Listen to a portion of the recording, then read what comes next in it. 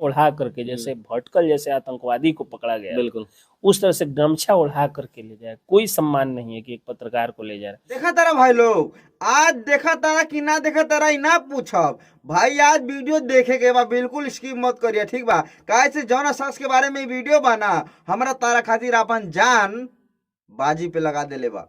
सरकार ने बड़ी ही चालाकी से मनीष कश्यप को बहुत बुरे जाल में फंसा दिया है। जाना तारा केकरा बारे में बात करत तारे, उहे मनीष कश्यप, जेकरा के कहल जाला कि सन ऑफ सरदार मनीष पत्रकार। अगर मनीष भैया पत्रकारी चालू कइले ना, तो हमार तो हर हालत देख के, अपन बिहार के हालत देख के, बिहार में सुधार लावे खातिर, बिहार के शिक्षा सुधार लावे खातिर, लेकिन नतीजा का वजह न तारा, जेल। अरे बेहल करा दी हे देवी मैया, जेल में बाड़े हमारा सैया।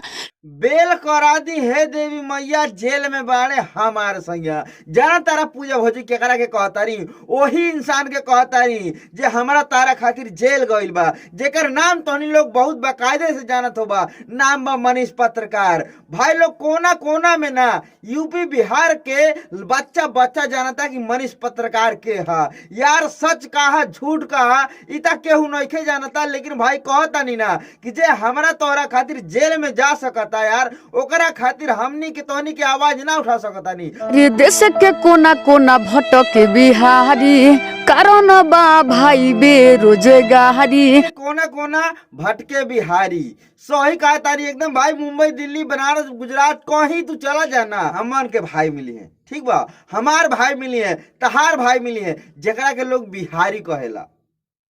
आज ओकरा खातिर मनीष पत्रकार भैया अगर आवाज उठैले तो उनकर यह सजा मिले के चाहिए यार। चाहे वीडियो तोहनी के लाइक करा, चाहे ना लाइक करा, चाहे चैनल सब्सक्राइब करा और चाहे मत सब्सक्राइब करा, ठीक बा यार। डेली कहता ये गटैया बैठ जाला कहतनी, ठीक बा। लेकिन भाई आज हम कहतनी ना कि हमारा मनीष भाई के सपोर्ट में यार जहां बाड़ा तहां एगो टीम बनावा।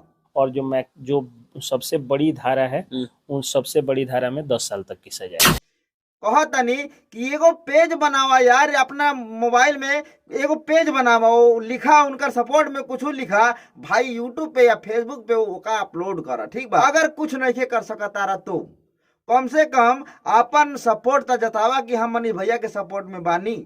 कुछ न करी नीति सरकार, कुछ न करी नीति सरकार। ए पूजा भौजी तहारी भूल बा, कुछ ना करी नीतीश सरकार, सब नीतीश सरकार के साजिश है। ना ता मनीष भैया केहू के रेप ना कैले रहले, ना ता केहू के घर दुआर ना लुटले रहले, केहू के मर्डर ना कैले रहले, जवन की 14 धारा लगा के वहीं जो 10 साल खातिर मनीष भैया के जेल भेजल जाता। अब तू कहता कुछ न करिए नीतीश सरकार। नीतीश सरकार इतना चूतिया बना, वहीं जो इतना ता एगो रेप करे वाला के सजा ना मिलेला, एगो घर लूटने के वाला के सजा ना मिलेला, एगो मर्डर करे वाला के सजा ना मिलेला। भाई जो पैसा भर के मर्डर करके सब घूमता। सरकार से और जनता से ही बोलेंगे, आप लोग सपोर्ट कीजिए मनीष जी का, मनीष जी का जल्द से जल्द बेल हो जाए। जनता है, ठीक बा, तहार बात ना सुनी, हमार बात ना सुनी। अगर मनीष भैया के सपोर्ट में बाड़ा जब भाई लोग जी हमारे वीडियो देखा तारा, कम से कम ना वीडियो के लाइक करा अगर मनीष भैया के सपोर्ट में बाड़ा था। खुले दिल से चैलेंज करते हैं कि आज सपोर्ट मनीष कश्यप, और आज भी है कल भी है, क्योंकि वो गरीब का आवाज बनने वाला एक बुलंदी शेर था। अगर तोहनी लोग आवाज ना उठैला, मनीष भैया के सपोर्ट में ना खड़ा भैला, तब भाई कहतानी ना घर घुरुज के मर जाइबा यार। लेकिन हमनी के गरीब आदमी के केहू सपोर्ट करे वाला मनीष कश्यप दूसर जन्म ना ली। सोच कहता नहीं यार, यही से कहता नहीं ना भाई, जितना सपोर्ट हमनी के मनीष कश्यप कहले बाने, ओसे कई गुना घर घर के एक आदमी अगर ना उनकर सपोर्ट में ठाड़ हो जाए तो मनीष भैया के कुछ ना हुई। और तब अगर बिहार पुलिस के भी मन में अगर बदमाशी होगी तो बिहार पुलिस वाले